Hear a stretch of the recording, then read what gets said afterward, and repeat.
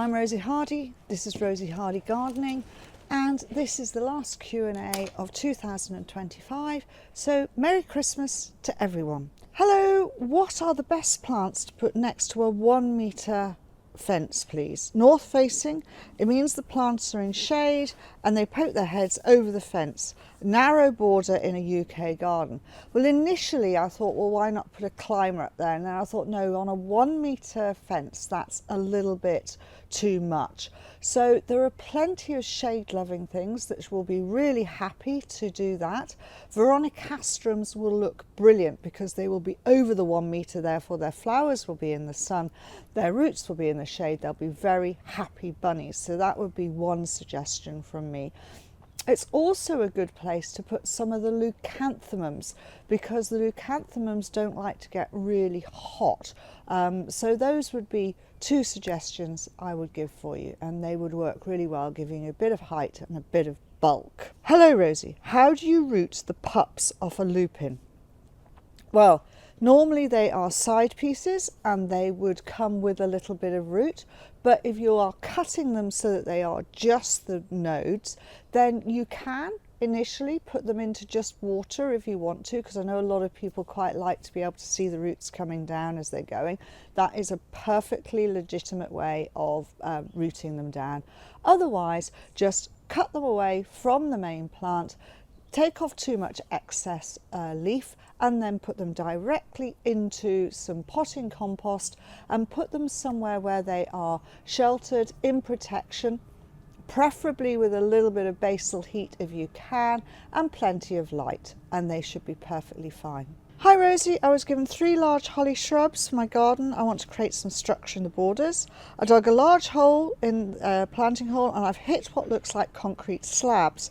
This is at 1.5 feet. You had a mistake there, it says 3.5. So 1.5 feet, so that's only, it's only about 18 inches down, so it's not a long distance. But hollies will push their roots out and get away. Now you're saying you haven't got the sort of capability to be able to dig out the entire border and see whether there's any other space. My suggestion would be, if they are just concrete slabs, then try and smash them up in the bottom of the hole. That would be the best way to do it. That way, once they're cracked and what have you, the holly roots will go down.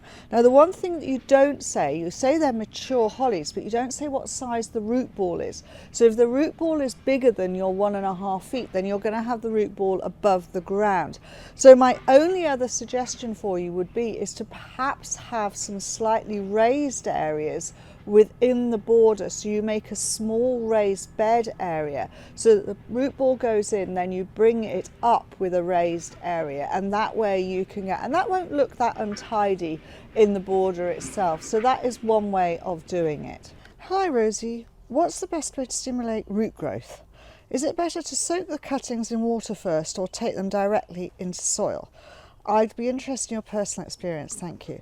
Well, when it comes to taking cuttings, you need to make sure that the plant that you are taking the cuttings from is fully turgid. That is, that they have been watered well, probably the night before or even a couple of hours before you want to take the cuttings, so that there is plenty of moisture in the material that you are going to take.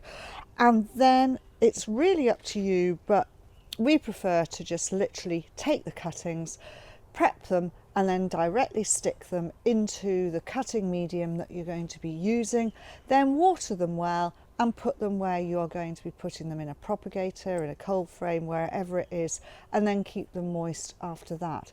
So I don't see the point in taking the cuttings and putting them into water and letting them soak it up. If it's a very hot day and you're doing it in a really hot conditions, then you might have to do that. But if the plant material itself is already well watered, got a lot of water in it, and it isn't floppy, then you don't need to worry about it, just directly stick. Hello Rosie, are euphorbias happy in a large container? I love them but only have a courtyard garden, so wondering if they would be successful in a pot in full sun. And do you have any favourites? Well, the answer is yes, they are very good in large containers. They will be very happy. They're very happy mixed with other plants as well. And you know, they are a useful plant because they give you a good amount of foliage colour right the way through the autumn winter time, and then in the spring you get their fabulous flowering. Then you just have to remember to do the pruning properly. You can mix them with bulbs and all sorts of other things in a container, so a very useful plant. Two of my favourites for putting in containers, one would like it a little bit shadier, and that one is Ascot Rainbow, and the other one is what have I put down here? I've put Miner's Merlot. I always get that the wrong way around. I call it Merlot's Minor, but Miner's Merlot, which is a lovely purple form, and that is great form for putting into containers. So that gives you a couple of ideas. Any ideas on how I can attach bubble wrap to my small wooden leaky greenhouse? There's plenty of ideas to insulate metal greenhouses, but not wooden ones. Well, the simple thing is with any greenhouses, if you put in a whole mass of wire that you can then put your bubble wrap over the top of, so that you've got it inside, that's the easiest way to do it. So if you can attach wires all the way through the roof, then put your bubble wrap through there and hang it down, that is your easiest way. Other than that, because it is a wooden framed greenhouse, you could actually just get a staple gun and staple it to the frames, but you don't want it touching the glass. That's the key thing. You want it just a little bit away from the glass, which is why I say if you can put wires in, you'll have the frame there, you'll have the wires coming across here, and then let's do it this way. Your wires would be like this, and then you could put your film in here, so you would have like a sandwich, so that you've got a gap of maybe an inch or so between your bubble wrap and your glass, and that way it will be much better insulation. Rosie, love the videos, been inspired by the reviews. I've got a 50 centimetre sapling of Malus transitoria this winter. Can you tell me if this crabapple will need staking whilst young, and suggest any companion perennials you'd recommend for underplanting ground cover? Soil is neutral loam, southwest facing, in Gateshead, UK. Okay, so you're quite north of England. And you know, you've got a good growing area up there, which is absolutely fine. Sounds like you've got a good soil. If you've got a small sapling like that, so something like this, initially it shouldn't need to have much staking, but if you are in a windy position, then absolutely I would give it a small stake, but I would not give it a tall stake. I would give it a short stake, and I would give it an angled stake. So if this is your sapling here, I would put an angled stake in like that, so it's just being held.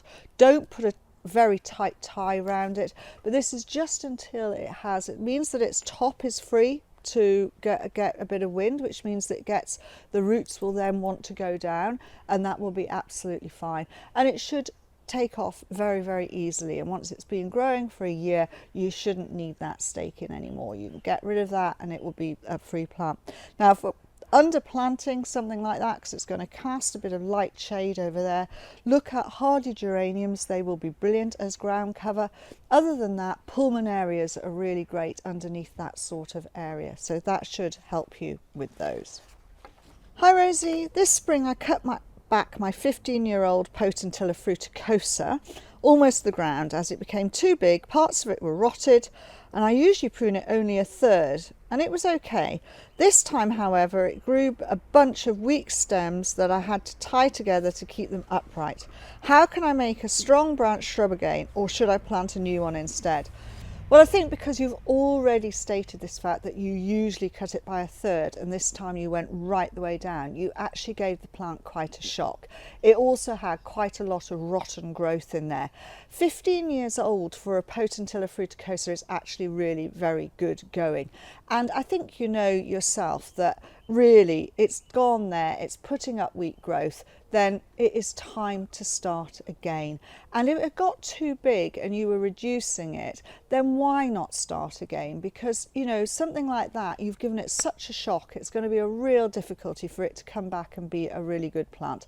So my suggestion would be, it's done its thing, you've enjoyed it, lift it out, take it out, put in something new, start afresh, and start off with the pruning process that you want to keep going so that you keep it to the shape and the size that you want it to be. At this time of year, you may be thinking on how you will edit your garden borders. If so, then consider a look at my border course, where I have dedicated a large section to the editing and redesign of existing borders. The course can also be gifted to friends and family. The QR code is on screen and a link below. Dear Rosie, I'd like to grow 2 perennial geraniums that are not hardy in my Zone 6 garden. Geranium Orkney, which is a Zone 8, and Geranium Madurense, which is also a Zone 8. Should I grow these in clay pots or grow in the ground over the summer? Should I bring the plants in the garage or indoors to overwinter? Thank you. Okay, so to start off with, Geranium Madurense is a short-lived hardy geranium anyway. So therefore, usually once it has flowered, set seed, it will then die.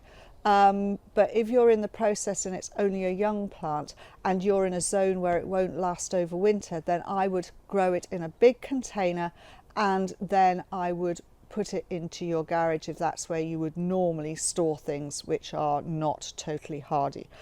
With the Orkney, I would suggest that you allow that to go in the garden because it would be quite easy to dig that one up and again then store it in a container in the garage and then put it back out in the year. So 2 slightly different ways of treating them because the Madurense is a little bit more delicate and not as long lived, so therefore a container all the time, but the Orkney is a tough plant and therefore I would suggest in the ground, allow it to flourish and then lift it and store it over winter.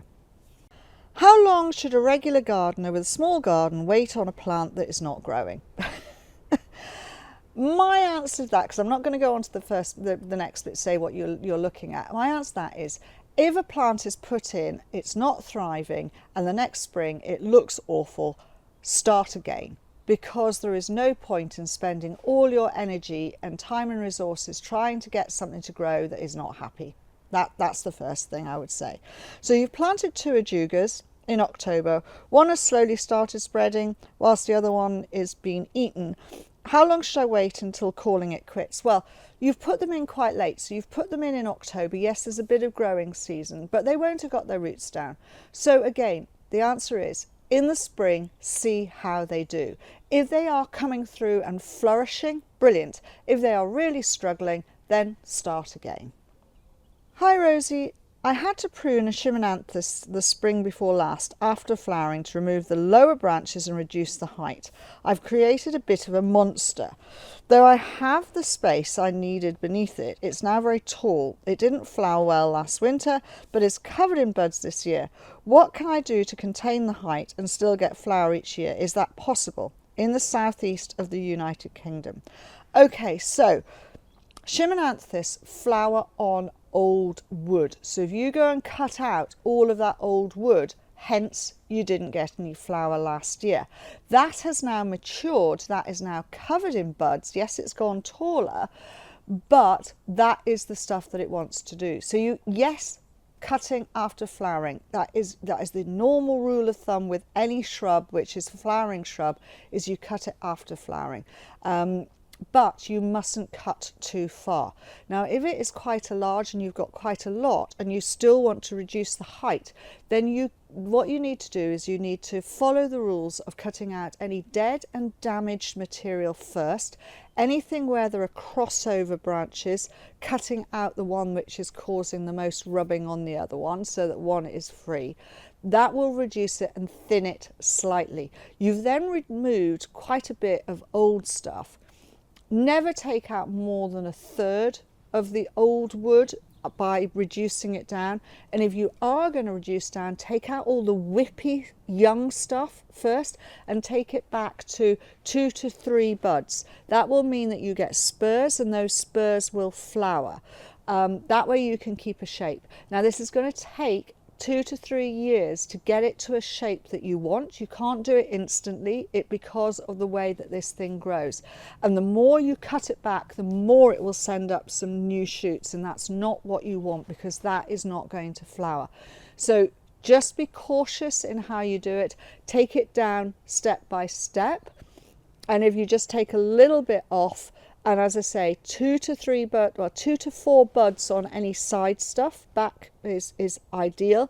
And height wise, take maybe a third down a little bit, but don't go too far, and just tip out the other ones to maintain it to that size. And then you should be able to get it back into a nice shape. But it's going to take you 2 to 3 years to get it into a controllable size, and then you will be able to do the small amount of pruning that you need to do each year. I hope that makes sense to you. Hello Rosie, I have a few digitalis plants I grew from seed last year that flowered this year with spikes almost 2 meters high. The rosettes still look lush. Is there a chance of them surviving the winter and flowering again in the spring, or should I dig them up and put in something else? They're just the normal digitalis.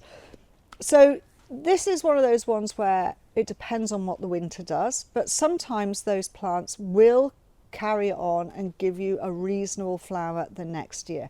So as we are now into the winter period, and it really doesn't matter because they're filling out a border, I would leave them in situ and wait until we get to probably about the end of March, beginning of April, and see what those clumps look like.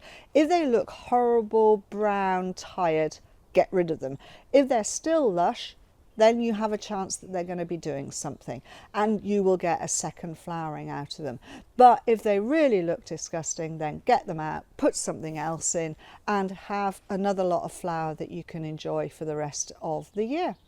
Thank you very much for watching. Please do subscribe to the channel. If you want to watch another video of mine, YouTube thinks this one is perfect for you.